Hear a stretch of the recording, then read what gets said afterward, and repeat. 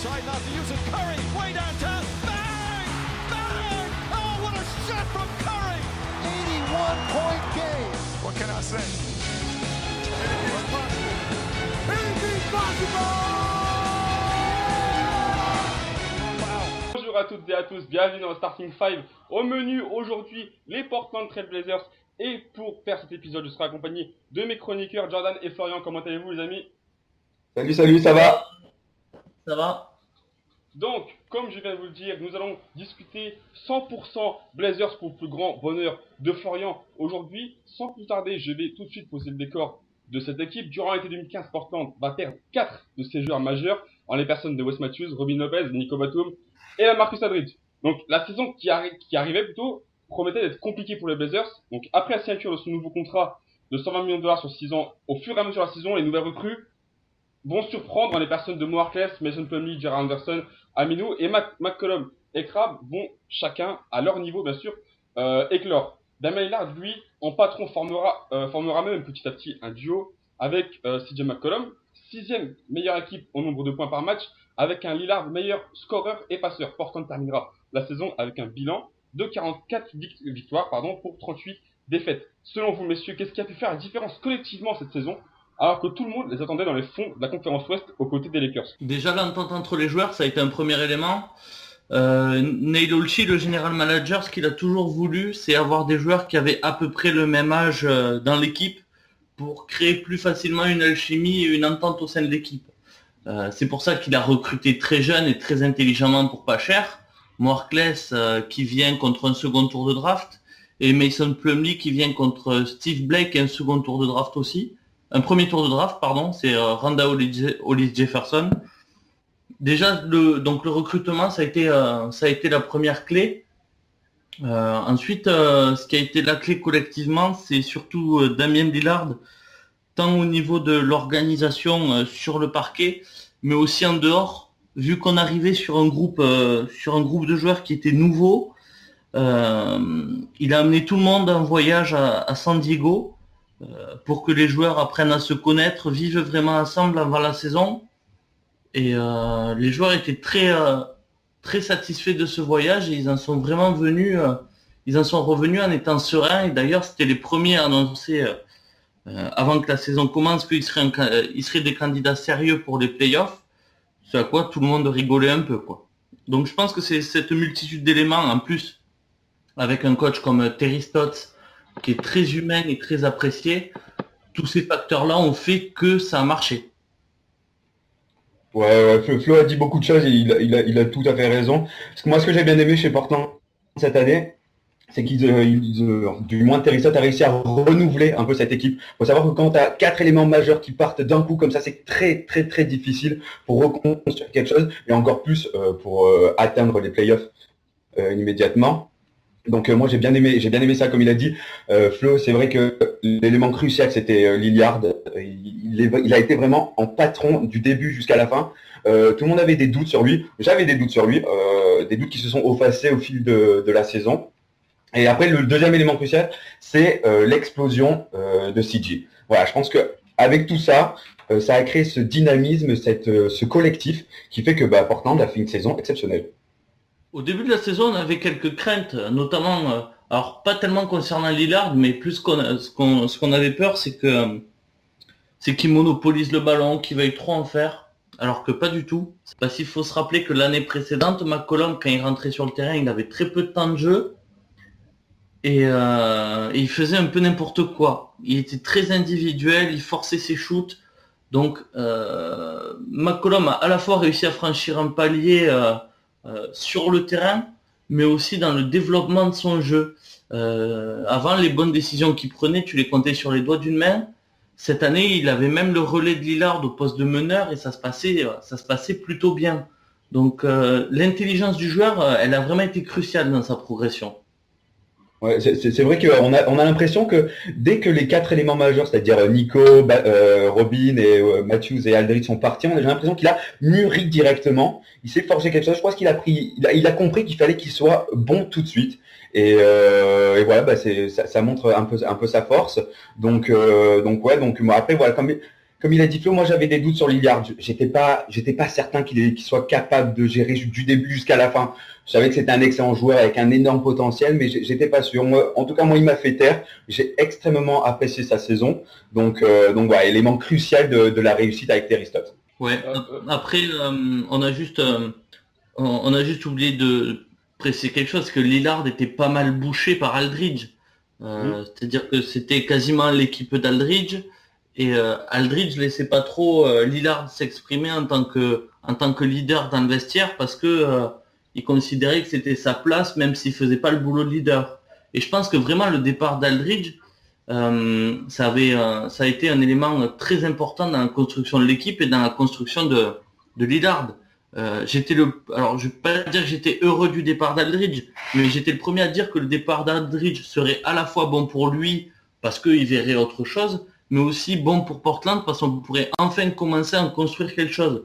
Alors de suite, personne n'était d'accord avec moi, et bizarrement à la fin de l'année, je trouve que j'ai pas eu trop tort. Donc ça a été un élément important aussi, le départ d'Aldridge. Oui, non, c'est sûr que le départ est fondamental pour Lillard.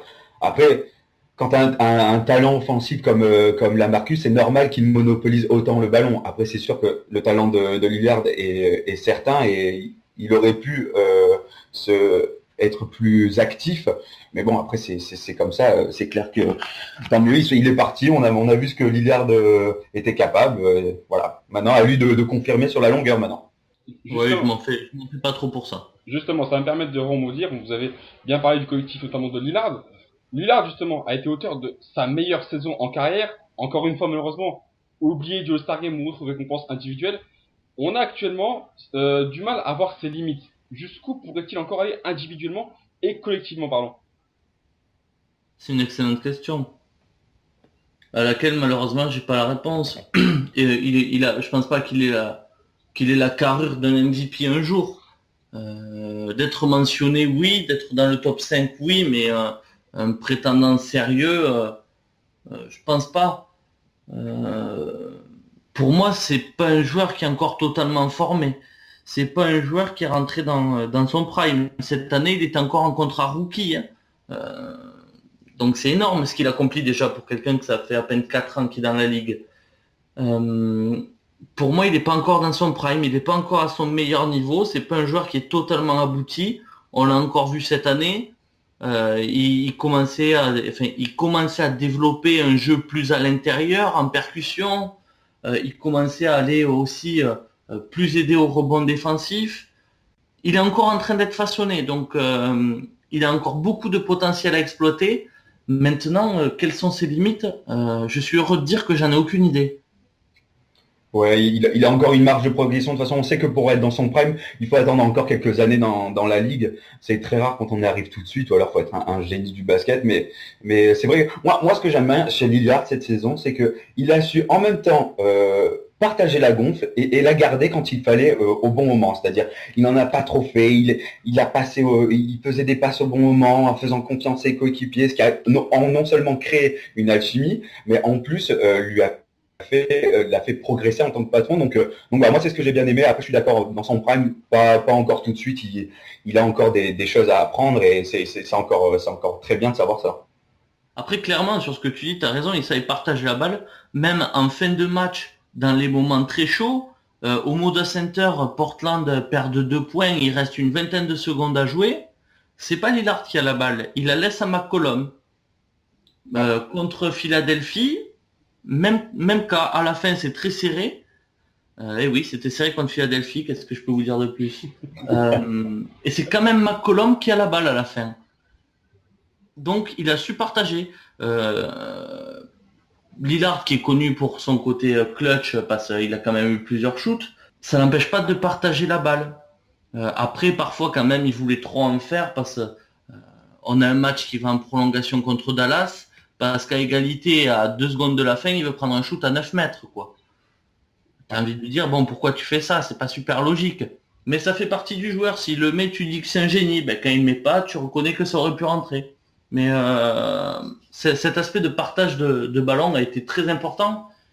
Et ça lui a vraiment permis de passer un cap. Après, le progrès qu'il doit avoir, clairement, c'est en défense. Il a déjà progressé, mais ça suffit pas. Il faut vraiment qu'il soit plus dur, plus sur le joueur, laisser moins d'espace. Et son second axe de progrès vraiment sur lequel il faut qu'il travaille, c'est modifier son jeu, c'est pas être porté uniquement sur le jeu extérieur, mais aussi arriver à driver vers le panier avec un peu plus de puissance et de réussite. Sur ces shoots-là, qui sont censés être à haut pourcentage, il n'est pas encore dedans. Mais par contre, le jour où ce joueur-là aura ses 2 points en plus, bon courage pour le jouer, quoi.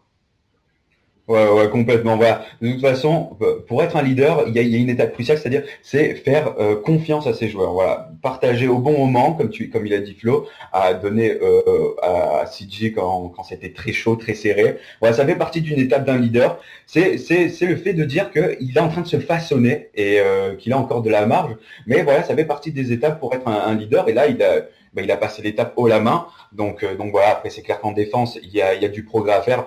De toute façon, rares sont les joueurs où en défense ils sont à 100%. Il n'y en a pas beaucoup dans la ligue, donc voilà, il y a toujours une progression à faire dans ce sujet-là. Mais voilà, après c'est clair que une fois qu'il aura tout ça, comme a dit Flo, bon courage, ça sera très très dur à jouer. Bon, vous avez fait le tour sur Lillard. Je pense que ça y est, on a englobé un petit peu tout ce qu'il y avait à dire sur lui, que ce soit les choses à travailler et les choses qu'il avait déjà presque qui le prédominent.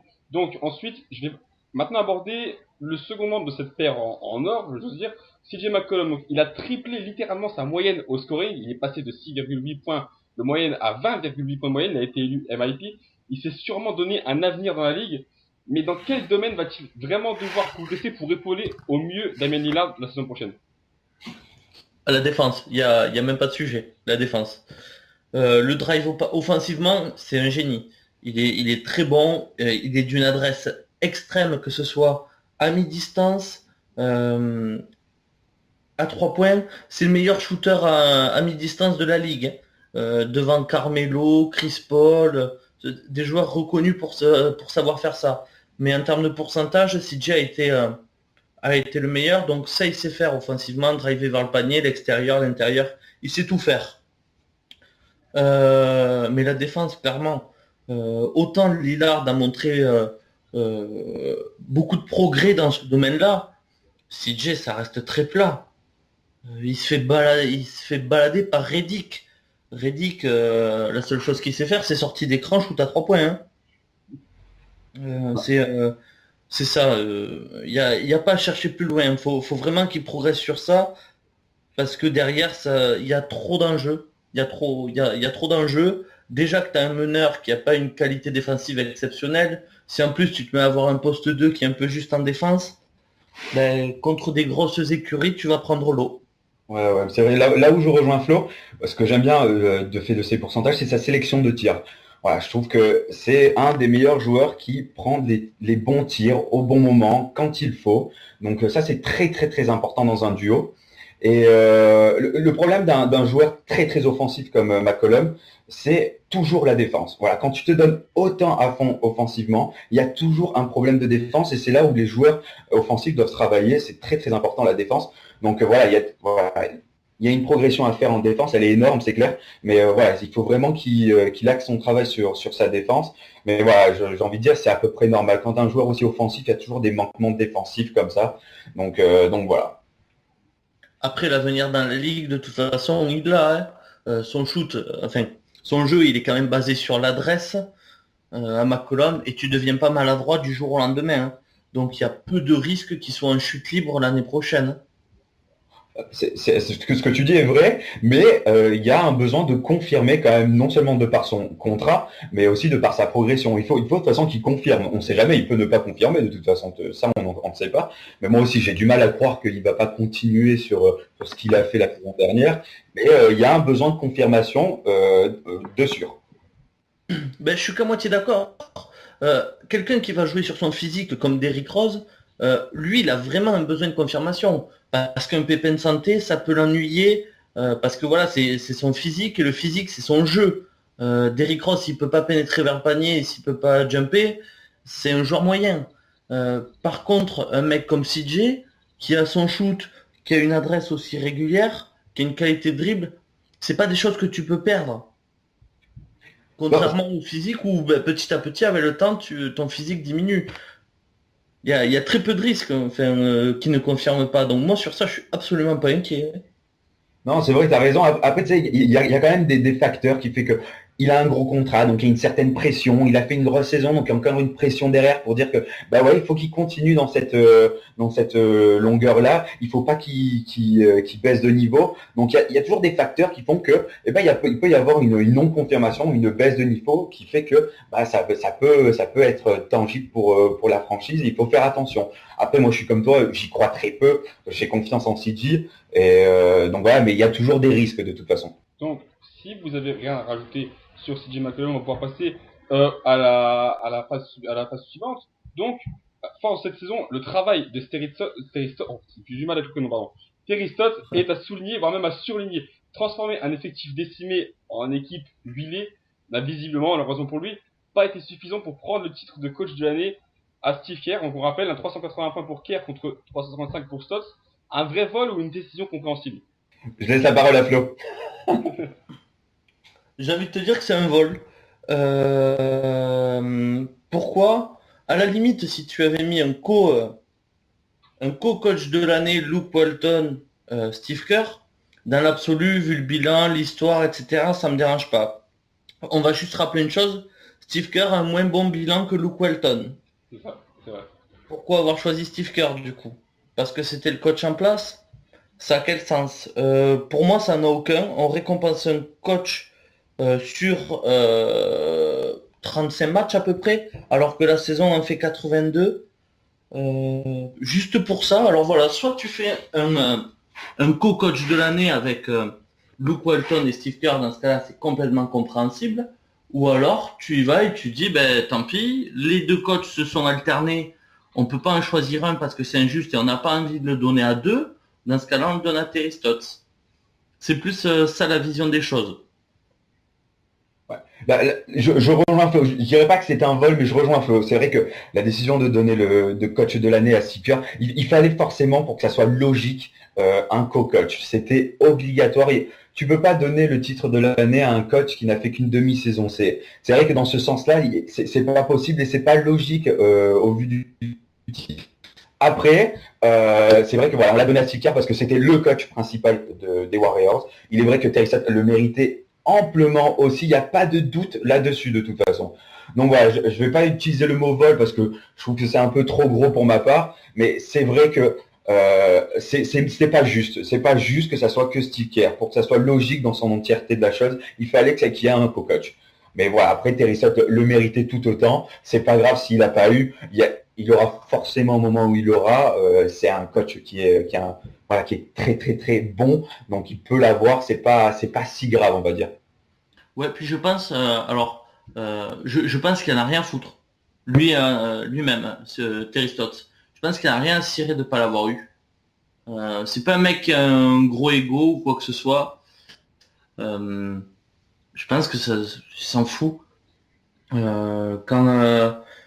Pour montrer à quel point c'est un coach qui est envers ses joueurs, quand c'était la centième victoire un coach qui est apprécié par ses joueurs, quand c'était la centième victoire de Terry Stotts en NBA, les joueurs ont voulu lui offrir le ballon du match parce que c'était la centième victoire avec Portland, donc les joueurs ont voulu lui offrir le ballon.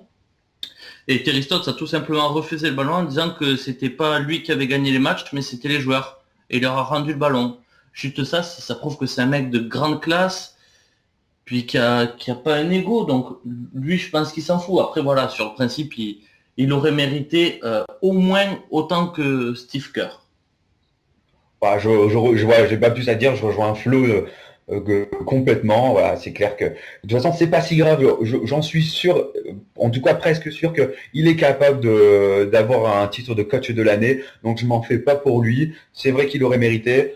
Mais bon, c'est comme ça. Il y a toujours des avantages dans la ligue qui font que il a pas eu. Donc, mais bon, il aura un jour, j'en suis sûr.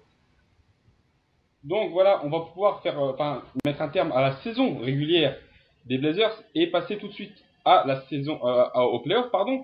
Donc un bilan suffisant au final pour prendre la 5e place.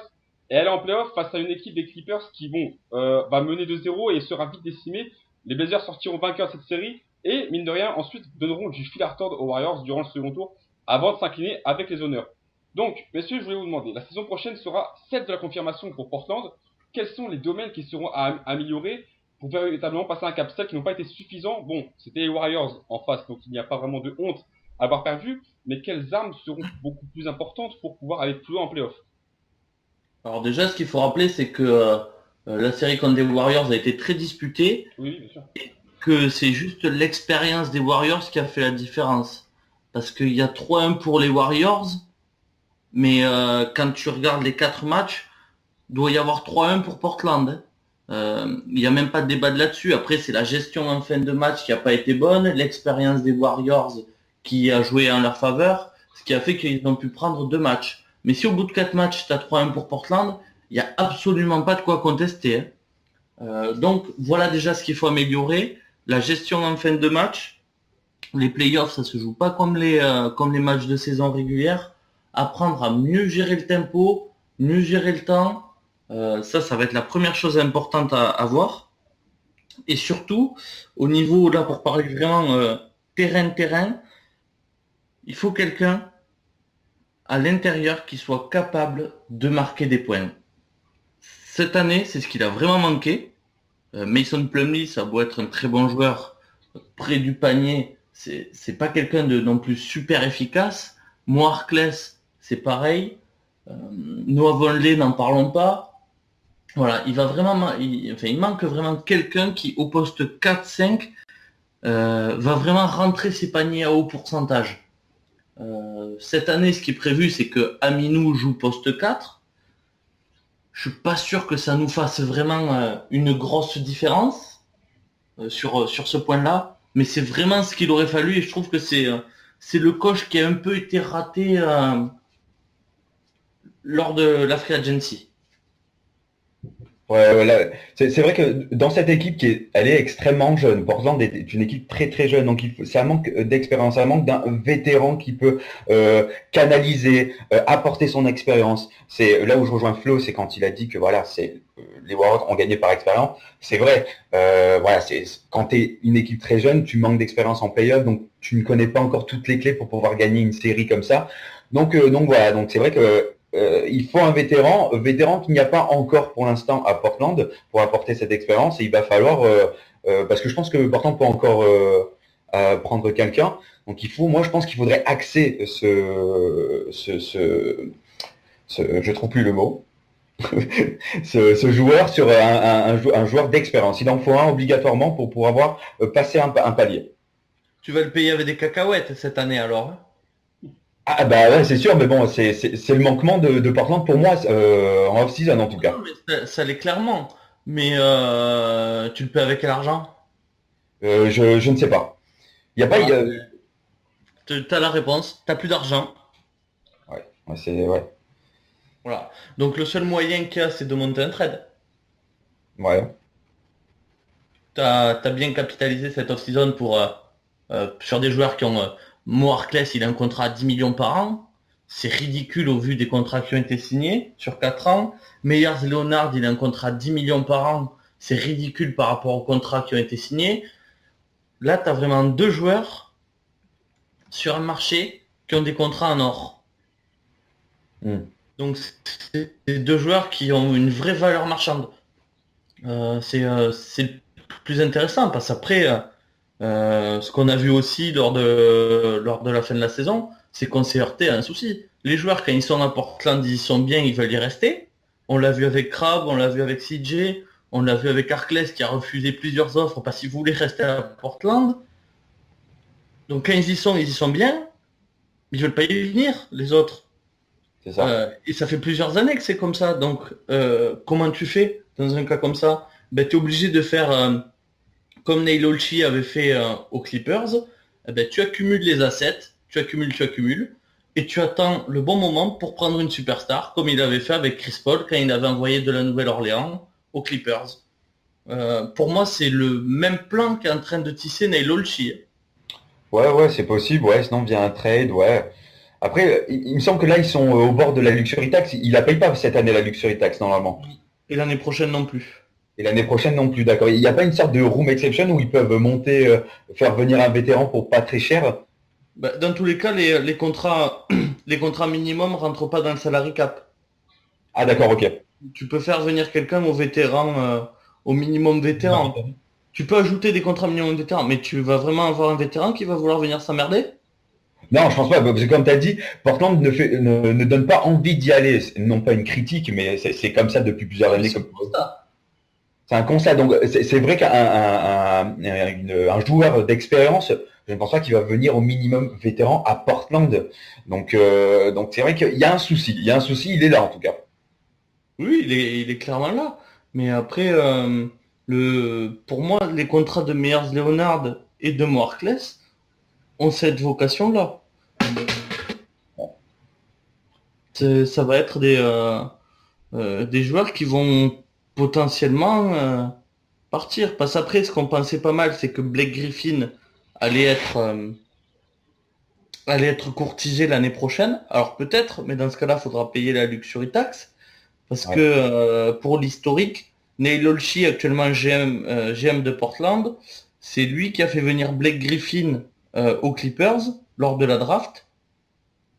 Et ils ont gardé de très bons rapports et ils continuent donc régulièrement à communiquer, même si l'un est aux Clippers et l'autre à Portland. Donc c'est pour ça que je pense que dans ce dossier-là, Portland peut s'en sortir.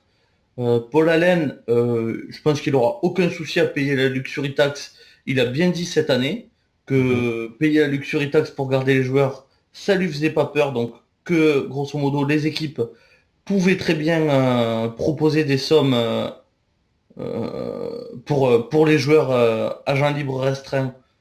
C'est ce qu'ils ont fait. Portland n'a pas tremblé, c'est aligné.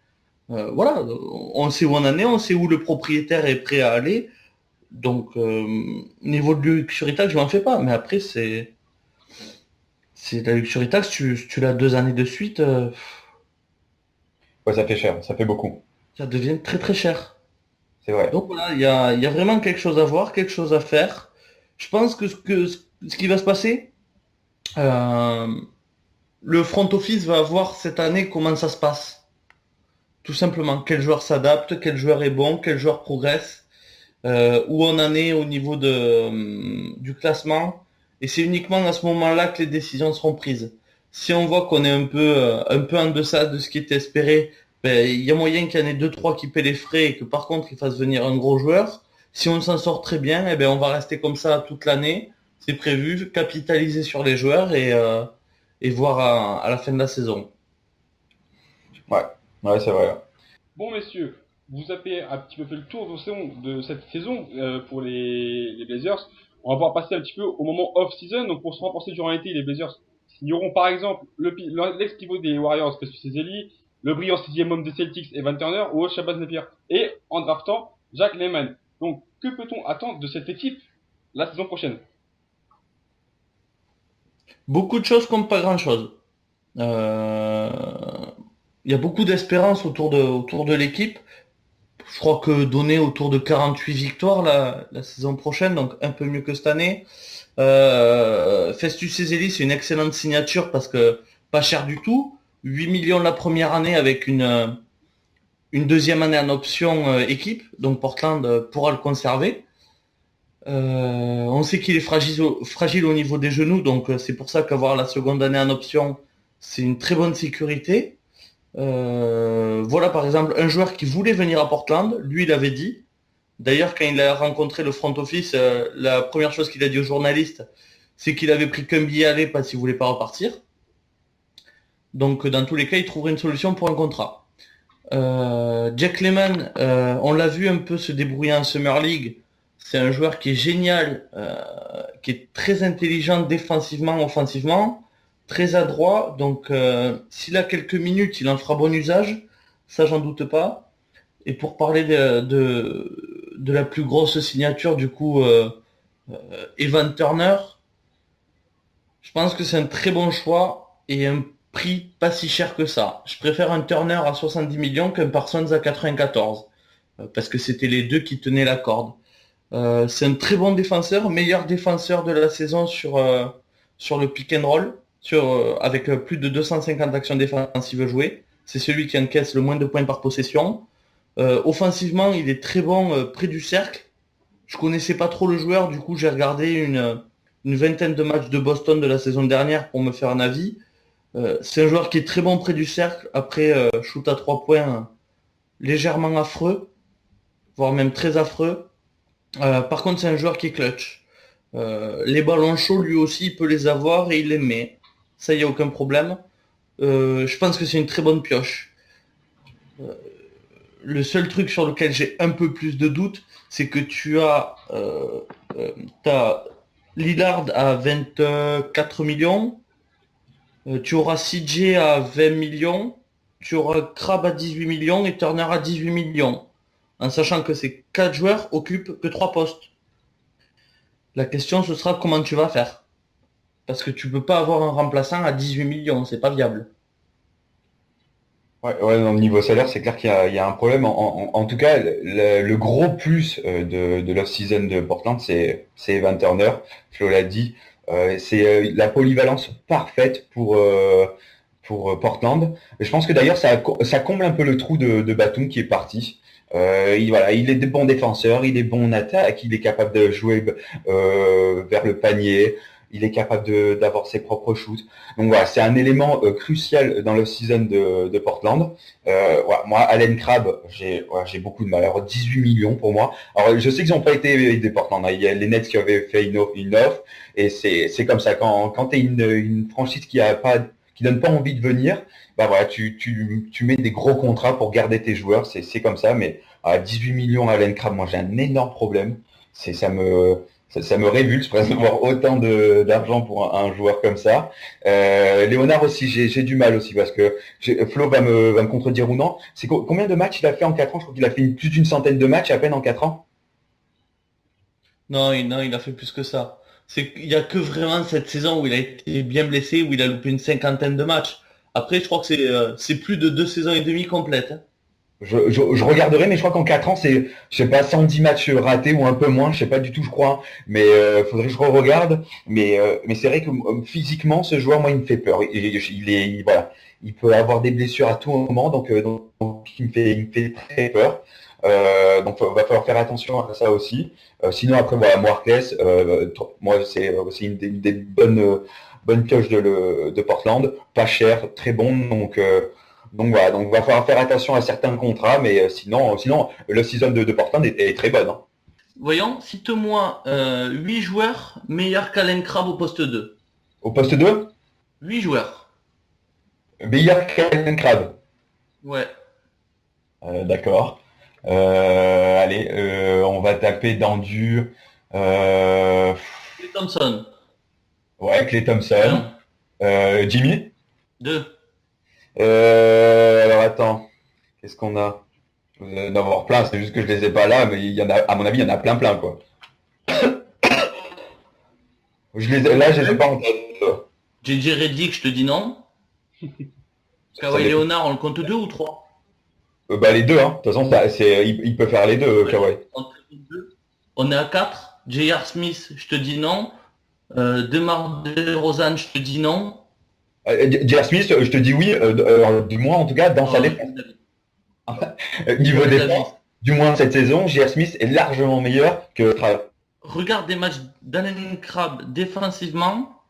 J.R. Smith, puis même niveau potentiel, c'est complètement différent. Un à 24 ans, l'autre a plus de 30 balais. Tu peux pas dire ça. Non, pour moi, tu auras du mal à trouver 6 à 8 joueurs meilleurs qu'Allen Crabbe au poste 2. Moi c'est vrai que j'en pince pas pour Crabbe. Oh Il vient de faire une belle blague. Oh là là. On a compris, hein. Mais je pense que les postes 2, je peux te les trouver. Si je les cherche, je te les trouve meilleurs qu'Allen Crabbe, sans hésitation. 8 T'en as 4 et encore sur les 4, je t'en ai donné 2. Mais après, il faut voir 18 millions. Ne me dis pas que toi aussi, il n'y a pas un problème pour toi. Quand même. Absolument pas. C'est un joueur qui est très adroit à 3 points, qui est très bon en défense, qui est très bon en transition et qui a une excellente capacité de percussion. Il a 24 ans Il est très jeune, gros potentiel. Dans un trade, tu le laisses, mais très facilement à 18 millions. Hein. D'autant qu'il y a une seconde augmentation du salary cap l'année prochaine. Donc un contrat à 18 millions l'année prochaine. Mais si tu as envie de le laisser, je pense que tu as 10 ou 15 équipes qui tapent à la porte. Hein. Ouais. À voir. Après Meyers Leonard, un contrat à 10 millions par an pour un joueur, un poste 5, 2m12, 24 ans, très adroit à l'extérieur, donc il te permet d'écarter le jeu. Même chose, hein. Tu le mets sur le marché, tu as 15 équipes qui tapent à la porte. Ouais, je viens de regarder pour meilleur, c'est 103 matchs en 4 ans. 103 matchs en 4 ans. Parce que les 2 premières années, il n'a pas dû beaucoup jouer, mais je pense pas que ce soit des pépins physiques. Les gros pépins physiques, il les a eu cette année, avec l'épaule notamment. Mais c'était pas, j'ai pas souvenir de grosses blessures les années précédentes. Faudra que je regarde, mais j'ai pas souvenir. Cette année, oui, parce que c'est d'ailleurs, il s'est fait prendre la place par Vonleh au début de l'année parce qu'il s'est blessé à l'épaule. Et quand il est revenu, il s'est reblessé. Mais il a été très précieux dans certains matchs cette année, Léonard. Tu vois que c'est la défense sur Cousins. Enfin, il a quand même réussi à éteindre Cousins pendant une soirée. Aujourd'hui, combien de joueurs dans la ligue sont capables d'éteindre Cousins pendant une soirée? Alors après, c'est vrai que Cousins, c'est pas le joueur le plus futé de la terre. Pour peu que tu le pousses un peu et que tu lui parles, tu lui fais vite sauter les plombs. Mais combien de joueurs aujourd'hui sont capables physiquement de te tenir Cousins pendant une soirée? Il n'y a pas des masses non plus. Non, je pense que conserver les joueurs, ça a été une très bonne chose, peu importe le prix, parce que de toute façon, le prix cette année, ça ne veut pas dire grand-chose, et l'année prochaine, ça voudra dire encore moins. Je pense que niveau off-season, tu pouvais pas faire mieux, parce qu'il faut pas oublier aussi que Stott, ça prolongé. Ouais. Enfin, qu'est-ce que tu pouvais faire de mieux? T'as pris Shabazz Napier qui va pas spécialement jouer.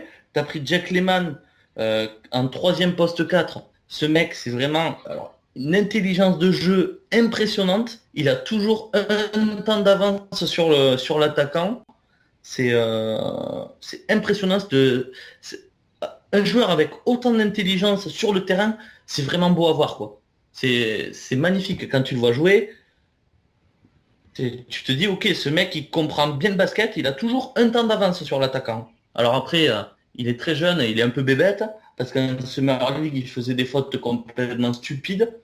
Mais c'est vraiment quelqu'un que si tu arrives à le cadrer, à le faire progresser, il a déjà cette intelligence de jeu, donc il peut aller très loin. On verra. Après, moi, voilà, j'attends de voir pour meilleurs. En poste 2, je peux t'en donner 2 de plus. Hein. Il y a James Harden et DeRozan. Hein. Non, DeRozan, non. Oh, bah, si, je peux même te rajouter Bradley Beal pour que ça te fasse plaisir. Oh, Bradley Beal, j'accepte. Hein. Mais DeRozan, j'accepte pas. Il sait rien faire. Je m'écarterai de ce petit. J'espère que tu plaisantes. C'est le mec le plus surcoté de la ligue. Non, n'abuse pas au poste 2, tu penses que c'est le mec le plus surcoté de la ligue. Tu peux mettre des mecs qui savent que dunker, ben vas-y, je vais te mettre Zach LaVine aussi. Il va faire que dunker. Voilà. Offensivement, il reste très très bon. Son problème, c'est son adresse au tir. C'est un de ses gros problèmes, ça c'est clair. La défense, c'est pas son problème aussi, peut-être. Bah ça, et on va voir si ça améliorera. Mais là, je peux t'en donner encore, quoi. Ben vas-y, continue, t'as 4 ou 5, ça me dérange pas, il t'en reste encore 3. Je sais pas, non, Ola Dipo, tu vas me dire non. Ouais, allez, vas-y, t'as compris. Ola Dipo, non, l'autre. Schumpert, allez, moi je pète des plombs. Non, pas cette saison en tout cas, mais bon. Après, je pense qu'il y en a encore qui restent meilleurs que Allen Crabbe. Du moins pour un contrat de 18 millions, je parle. Hein. T'en trouveras pas 10. Et je suis même pas sûr que t'en trouves 8. Quand tu vois que Jimmy, je crois qu'il a 17 millions. Ou c'est il a 17 millions. C'est incomparable. Jimmy Butler représente 18 millions sur un cap à 82 millions, tandis que Allen Crabbe représente un contrat à 17 millions sur 105 millions. En termes de pourcentage de salary cap, c'est incomparable. En termes de pourcentage, c'est incomparable, mais ça reste 18 millions. On est d'accord, mais en termes de pourcentage, c'est pas comparable. C'est comme si tu comparais un contrat de Dennis Rodman en 92 et que maintenant tu te dis, oh bah oui, mais il vaudrait plus. Bah oui, il vaudrait plus. Après... Fais signer Jimmy Butler cette année, fais signer Jimmy Butler cette année, regarde s'il te prend 18 millions. Pour rappeler, Clarkson a un contrat aux Lakers de 13 millions. Ouais. Donc, Et où veux-tu en venir? que Clarkson ne mérite pas ce contrat pour moi. Mais bon, ça c'est un autre débat dont on viendra un autre jour. Ouais, mais après, moi je peux comprendre parce que c'est des joueurs qui sont jeunes, c'est des joueurs à potentiel. Voilà, au bout d'un moment, tu mises sur un joueur, pas que parce qu'il fait aujourd'hui, mais aussi parce qu'il pourra faire demain. Bien sûr. Si tu signes un contrat à un joueur sur ce qu'il est capable de t'apporter aujourd'hui, tu le signes sur un an.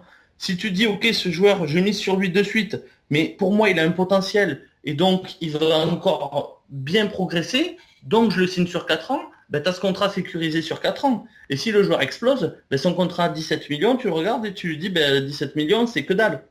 Donc, c'est pas très juste de... Alors, à la fois, c'est pas très juste de comparer les époques, parce que les contrats de l'année dernière et les contrats de cette année, ça n'a strictement rien à voir. Mais en plus, c'est pas très juste de regarder un joueur sur ce qu'il est capable de t'apporter uniquement aujourd'hui. Un jeune joueur, c'est pas ça. Il voit plus loin. Donc, on compare des choses qui sont pas vraiment comparables. Donc, messieurs, voilà.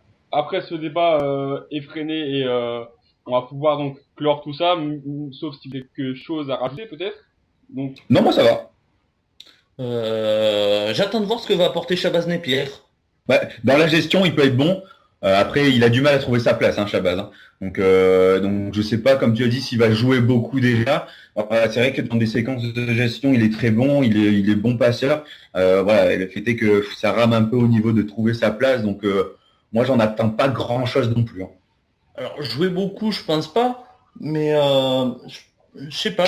Je trouve que Terry Stotts ont été très bons. Mo Harkless, il trouvait pas sa place à Orlando. Mason Plumlee galérait derrière Brook Lopez. Hein. Oui, non, ça c'est vrai, mais j'imagine que Terry Stotts a un bon plan pour Shabazz, mais ça ne veut pas dire qu'il va réussir sous la coupelle de Terry Stotts. Donc ça, moi j'ai du mal avec Shabazz pour l'instant. C'est sûr que si on se fie que sur ce qu'il a montré, c'est compliqué. Mais ouais. on aurait dit pareil l'année dernière, on aurait dit pareil sur Plumlee ou on aurait dit pareil sur Harkless. Encore plus sur Harkless qui était un bout de banc à Orlando et qui ne savait plus quoi faire. Il était tellement au bout de banc qu'il était le plus proche des vestiaires. Ouais. Non, c'est vrai, tu as raison. Mais voilà, j'ai vraiment beaucoup de doutes sur Shabazz. S'il joue, Napier, ce sera quoi peut-être 5-6 minutes par match. Il aura le rôle de Brian Roberts. Faut voir si en ces minutes-là, il peut montrer vraiment quelque chose d'intéressant. Oui. Au pire, oui. C'est sûr, on va voir.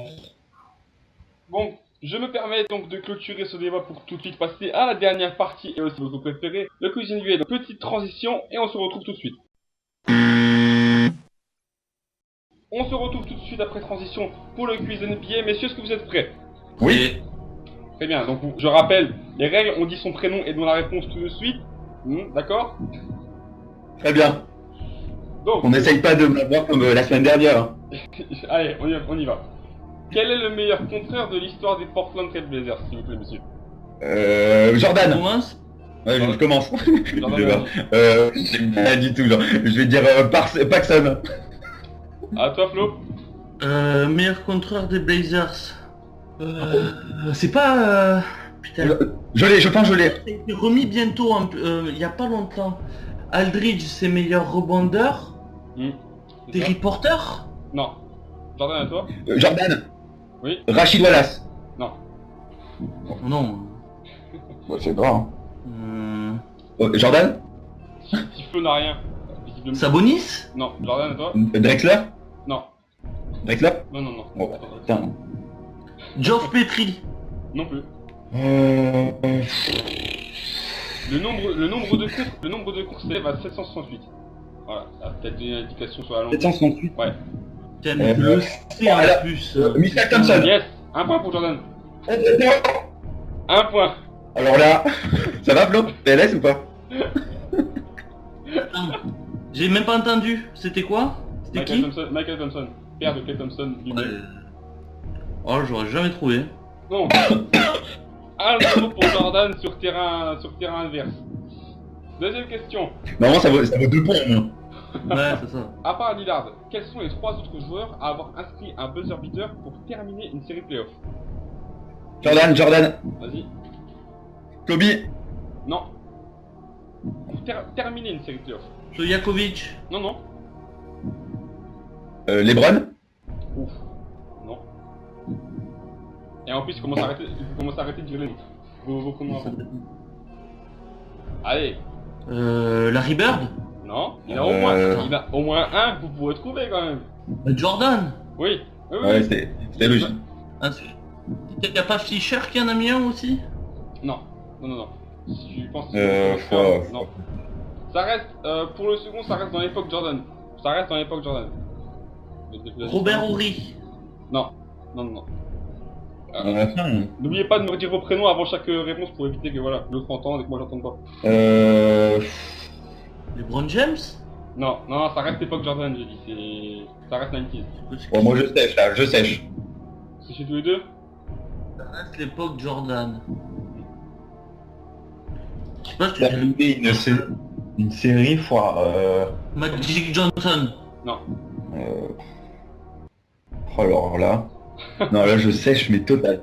J'essaie de trouver des noms de joueurs un peu clutch, tu vois. Chauncey Billups. Non. C'est vrai que ça aurait pu être pas mal Billups, tiens. Ouais, mais non, c'est pas Mr. Bichot. Bon bah moi je donne ma langue gauche là.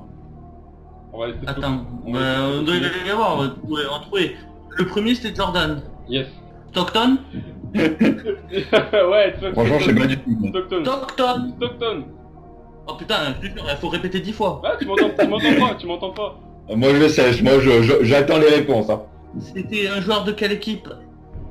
J'ai même pas noté l'équipe. C'est un joueur de quelle équipe? J'ai même pas noté C'est quelle l'équipe. époque? J'ai même pas noté l'équipe pour celui-là, vois-tu.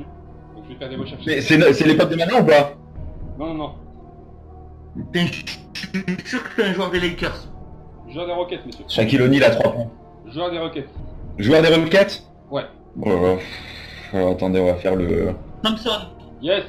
Ralph Thompson. Donc ça fait 2. Eh bien... Ça fait 1 point pour Flo, donc 1 partout. Cette question aura été très longue, Guillaume. Et d'ailleurs c'était contre les Lakers. Ouais. Ah bon, t'aurais pu prendre un demi-point, j'avais dit Lakers. Bon bah ça va ou quoi? Allez, messieurs, on remet un petit peu plus de dynamique là. Allez. Quelle ville a accueilli le plus de All-Star Games, s'il vous plaît? Bonne question. Jordan? Jordan, oui, vas-y. Los Angeles? Non. Los Angeles, non? Non. Florian. Oui. Boston. Ils en ont eu 4, mais c'est pas les premiers. Jordan, Chicago? Non. Florian de Détroit. Non plus. C'est le moment où toutes les équipes NBA, toutes les villes NBA défilent. Jordan, les Pelicans. Ouais, là, quand même, là, y a plus d'idées, là. Ah ben Florian, New York. Voilà, merci, messieurs. Ouais, ça aurait été logique. La mec du Ouais, bah ouais, basketball, c'était quand logique. même. 5 All-Star Games. Putain, c'était super logique le truc. Donc ça fait C'est logique. 2 pour Flo, 1 pour Jordan. 5? Ouais, 5 pour New York, 5 All-Star Games. 2, j'ai 4. J'ai donné les 3, j'ai 4. Mais ça comptait pour une seule, je l'avais Non, dit mais en c'est... plus. Mais... Moins 1 pour la tricherie, non? Je l'avais dit avant, en plus cette question compte pour 1 point. Ouais, tu réécouteras. Quel est, D'accord, et si j'en avais qu'un, j'aurais quoi 33 points. malgré avoir été classé 8ème, quelle est la seule équipe à avoir atteint les finales NBA? Quand Indiana. Non. New York? Ouais. 99. C'est New York. Ouais, c'est New York, les Knicks de New York 99. Et voilà. Donc 2 partout, messieurs. Ouais, c'est vrai. 2 En partout. fait, faut répondre New York à chaque fois. Non, c'est juste. Le mec, il a pris des questions, s'il te plaît. C'est. Tu réponds New York, tu l'as. C'est déjà- Bah non, c'est de la réflexion, quoi. C'est juste pour ça. Allez, messieurs, dernière La question. seule réponse à la question, c'est la c'est New York. Ah, Brooklyn. Allez, on va toucher un petit peu JO là. Là, je veux le prénom en premier, parce que je sais que vous allez la trouver très vite là. Normalement. Donc je veux le prénom en premier. C'est les Jeux... Attends, c'est une question sur les Jeux Olympiques? Ouais. Donc je veux que vous me dites votre prénom parce Ok. que je sais que vous allez me dire la réponse très vite. Combien de médailles l'équipe de France a-t-elle remporté aux JO de basket? Florian. Florian a dit en premier. Une. Non. Jordan 2. Non plus. Allez. Florian. Oui. 0. Non. Non, Jordan 5. Non plus. Ouh. Florian. 3. Yes. Allez. Ils m'ont fait tous les chiffres possibles, de 0 à 10, de 0 à 9. 3 pour l'équipe de France, c'est Jordan CF1 qui remporte le quiz. Mais bien sûr. Et encore, je t'ai laissé la première question. Hein. Je tiens, Ouais, c'est ça, ouais. je tiens à préciser quand même 3 médailles d'argent. Voilà, ni de bronze, ni d'or, juste d'argent. 3 médailles, bah, ça fait peu, hein. Ça fait peu, c'est vrai, ça fait peu, mais bon, pour le nombre de participations qu'il y a eu aussi, Ouais, il y a eu que 5 participations, non? Depuis, ouais, c'est ça, depuis 40 ans. c'est ça. Ouais, c'est ça, c'était la question de la semaine dernière, ça. Donc ça fait à peu près, ça fait pas mal quand même. Bon, messieurs, Ouais. bah en tout cas, merci. Et pour- cette année? cette année, bah on verra, justement, on verra. On rappelle qu'à l'heure où on enregistre, d'ici 1 heure, un petit massacre risque d'avoir lieu. Ça, on verra. Peut-être pas massacre, défaite sûrement, mais peut-être pas massacre. Peut-être pas. On l'espère en tout cas. On espère en tout cas. Bon, en tout cas, on est de tout cœur avec l'équipe de France. Bien sûr, bien sûr. Bon, messieurs, en tout cas, merci pour vos participations, pour vos analyses toujours intelligentes et objectives. Félicitations Florian pour cette victoire encore une fois, 3-2 cette fois, c'était chaud. Merci. On soulignera que tu as bien failli perdre, surtout pour la question Blazers hein, quand même. Bah, surtout garder ça en tête. Hein. Je me suis dit, si je commence à marquer le premier point, il va perdre confiance. S'il perd confiance, je vais mettre 4-0, aucun intérêt. On est malade. En plus, franchement, je vais être très honnête, j'en ai entendu parce que, enfin, pas mal de fois, mais impossible de retrouver le nom. Donc, et franchement, quand il a sorti, j'y avais même pas pensé. Donc, j'aurais certainement pas dit ça. Donc voilà, donc c'est moi qui vais maintenant diriger le compte. Maintenant, du coup, on va nommer Jordan. C'est lui qui va animer le compte Blazers France. Écoutez, j'animerai le compte Zombiax. Voilà, comme ça au moins un petit échange de temps en temps, ça fait pas de mal. Pour procéder. Donc en tout cas, messieurs, merci, au revoir et bon match. Ciao, ciao. Ciao.